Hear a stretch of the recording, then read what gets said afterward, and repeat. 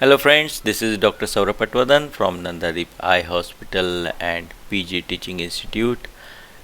In this video, I'll be speaking about how to observe the chamber and what the experienced surgeon does differently here.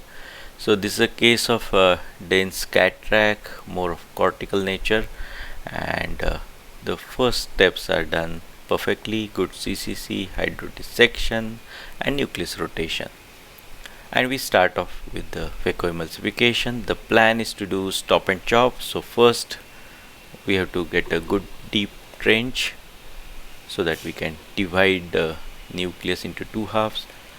This is a dense cataract, grade around 3. So we need a good trench and division till the posterior plate.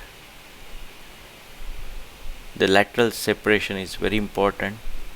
You can see this is a dense cataract and not much of epinucleus there, and good cortex cleaving hydrodissection has been done. So now we go ahead with the chops, and we want to divide this heminucleus into at least 3 pieces and separate the endonucleus as well. So we go ahead with multiple chops, and then I'm going to take out this nucleus fragment here, and there it goes. Now I just want you all to observe this part of the surgical video and just think if you are noticing something different. Should you notice something here? Just watch carefully, watch it again, this part of the video, because this is something I need you to pick up. Now this is what a less experienced surgeon generally sees when the surgeon is operating. Only focuses on the tip of the phaco, which is good because he is focusing hard, but then the surgeon might be missing the overall bigger picture, which may have effect on the final outcome of the surgery. So when you watch this part carefully again, you can see that there are a lot of fluctuations in the anterior chamber. You can see the pupil comes down in between, indicating that AC is becoming shallower whenever there is a occlusion break.